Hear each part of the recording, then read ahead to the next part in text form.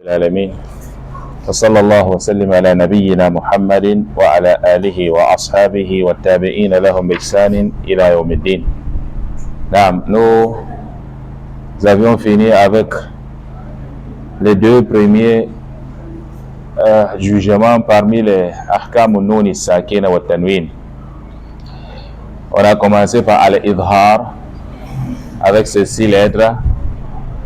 Et nous sommes tombés dans idgham avec ces 6 lettres aussi, divisées en 2 parties. Bil ghunna wa bi ghayri ghunna. Idgham bil ghunna avec ces 4 lettres et bi ghayri ghunna avec ces 2. Aujourd'hui, nous entamons le 3e hukm, 3e jugement parmi les ahkam an-nun as-sakina wa tanwin, qui est quoi? Qui est al-iqlab. Quel est le shahid dans notre tuhfa? Dans Tuhfat al-Arfan de Cheikh Suleiman al-Jabzouri, il dit وَالثَّالِثُ الْإِقْلَابُ عِنْدَ الْبَاءِ مِيمًا بِغُنَّةٍ مَعَ الْإِخْفَاءِ. وَالثَّالِث, le 3e de ces 4 règles, al-iqlab, c'est le iqlab. عند الباء, lorsque nun sakina ou tanwin se rencontrés avec ba, que ce soit nun sakina suivi de ba'on, il y a lieu de faire al-iqlab. Que ce soit tanwin suivi de ba, il y a lieu de faire al-iqlab.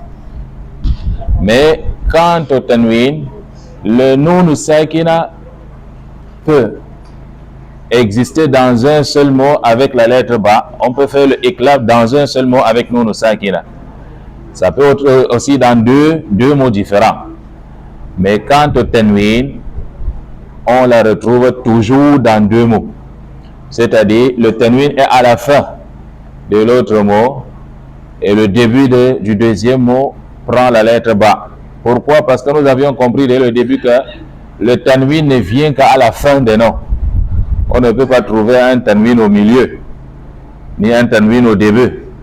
Alors, le iqlab de tanwin, c'est toujours entre 2 mots différents. Et le iqlab, c'est quoi? Il dit miman bi ghunna. On change le tanwin là, on change la nun sakina en mim bi ghunna avec ghunna, yani ma amura'at al ghunna. Avec ghunna, vous connaissez déjà de quoi il s'agit. Lorsque je parle de ghunna, c'est sawt al-ladhiza kharijatun min al-khayshum, une voix agréable qui sort des conduits nasaux, qui sort des narines. Lorsqu'on fait le iqlab, c'est accompagné d'une gunna, de ce voix qui sort des narines. Ma al-ikhfa, et c'est aussi avec ikhfa, avec la dissimulation. Pour que tu ne changes pas catégoriquement ça à mime, mais ça doit être mime qu'on a caché.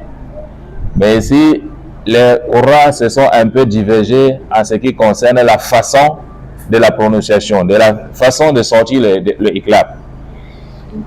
Lorsqu'on change nun sakina, on change tanwin en petite mime.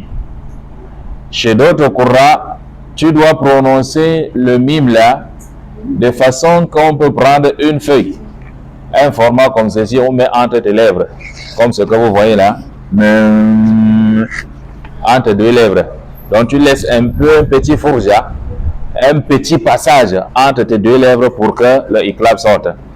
Mais d'autres disent non, on change catégoriquement à mime. Tu fermes les 2 lèvres. Alors, à vous de préférer ce qui sera facile pour vous. Voilà donc ce qu'il appelle iqlab. Nous revenons maintenant dans la définition de iqlab lughatan. C'est quoi le iqlab? Pour que tu comprennes bien, wa tahwilu shay'in an wajhi. C'est le fait de tourner la face de quelque chose. Changer quelque chose de sa vraie face qu'on voyait, ce n'est plus ça. Masalan, si j'ai mon hatif, mon téléphone ainsi, voilà l'écran qui regarde le plafond. Si je fais le iqlab, je tourne l'écran, ça regarde maintenant le livre, c'est l'autre qui n'est pas la vraie face qui regarde le plafond. J'ai fait le iqlab avec le téléphone. J'ai changé son wajh. Mais lorsqu'on parle maintenant dans son istilah, le iqlab dans le istilah de Qur'an, de la lecture du Coran al-Karim, il s'agit de qalbun nun sakina aw tanwin miman mukhfa ma'a mura'at al-ghunna. On change nun sakina, on change tanwin, ça devient le petit mim là, toujours en respectant le ghunna quand, lorsque la lettre ba vient après l'une ou l'autre. Le iqlab n'est pas compliqué parce que c'est seulement une seule lettre, la lettre ba. Alors que Izhar en avait 6 et Idgham aussi, il en avait 6. Voilà ce que nous pouvons dire en ce qui concerne l'iqlab. Tout à l'heure, lorsque nous allons faire les exemples, nous allons comprendre ça très bien. Mais je préfère qu'on prenne un peu le ikhfa afin de donner les exemples des deux une fois. Et quant au ikhfa, le Cheikh Suleiman Al-Jamzouri, rahimahullah, il a résumé ça aussi en 3 vers. Il dit وَالرَّابِعُ الْإِخْفَاءُ عِنْدَ الْفَاضِلِ مِنَ الْحُرُوفِ وَاجِبٌ لِلْفَاضِلِ في 5 من بعد 10 رمزها في كلم هذا البيت قد ضمنتها صف ذا ثنا كم جاد شخص قد سما دم طيبا زد في تقا ضع ظالما. والرابع, le quatrième de quoi? Quatrième des règles de nun sakina et de tanwin. Al-ikhfa, c'est la dissimulation, la cachette, cacher quelque chose, la protéger afin qu'on ne la voie pas, mais elle est là. C'est al-ikhfa inda al-fadili avec le reste des lettres. Lorsqu'on prend les 28 lettres de l'alphabet, on enlève 6 de izhar, il nous reste 22. On enlève encore 6 de idgham, il nous reste combien? 16, n'est-ce pas? On enlève maintenant une de iqlab, il va nous rester 15. Tous les 15 là sont les lettres de al-ikhfa. Donc enlève seulement les 6 que tu connais, deuxième 6 et une, laisse sèche que c'est ikhfa, pour que ça ne te trouble pas la tête.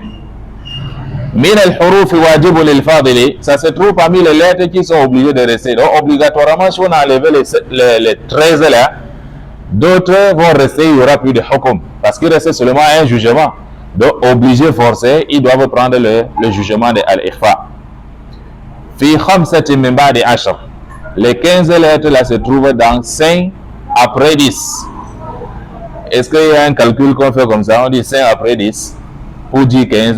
Là, c'est pour ça qu'il te dit ramzuha. C'est plutôt le symbole de lettre de ikhfa. 5 min ba'di 10.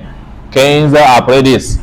Toi qui apprends le tajwid, tu comprends déjà qu'on veut parler de 15 lettres de al-ikhfa. Fi kilmi hadha al-bayti qad dammantuha. Qad dammantuha, je les ai regroupés. Fi kilmi hadha al-bayt, dans les mots de ce vers que tu vas entendre. Le vers là qui vient, le dernier vers là,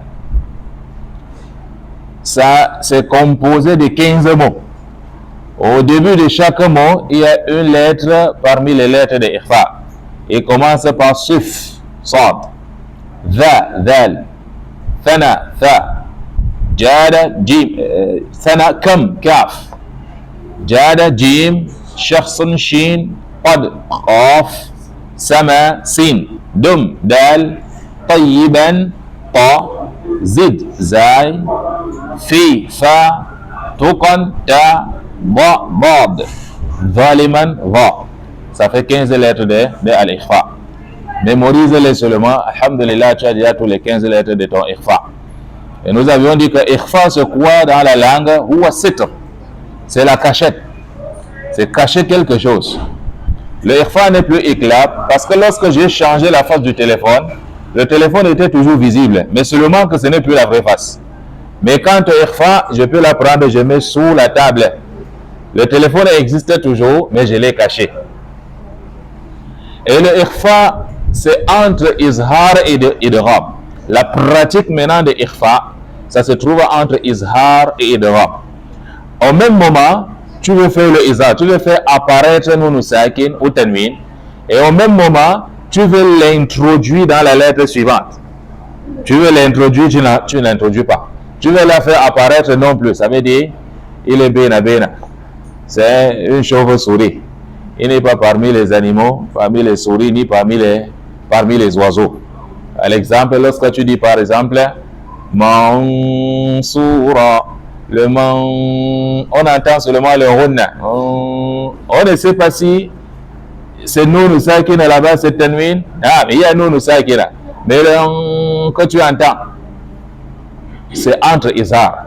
Au lieu de dire man pour que ça devienne izhar, tu ne l'as pas fait. Au lieu de dire aussi massoura pour que ça devienne idgham, tu ne l'as pas fait. Donc c'est entre introduire et faire apparaître. C'est là où se trouve al-ikhfa. Mansoura. Et le secret de ikhfa, le petit secret qui se trouve dans ikhfa est que le gunna de ikhfa prend le son de la lettre suivante. Si la lettre suivante est une lettre de istila, de ikhfa, de tafkhim, ça va prendre déjà son son. Le tafkhim, c'est quoi? C'est lorsque la lettre est costaude, lorsque tu vas arrondir l'intérieur de la bouche afin de la faire sortir. Et nous allons y arriver dans les cours précédents, Inch'Allah, pour savoir quelles sont les lettres de istila et quelles sont les lettres de istifad.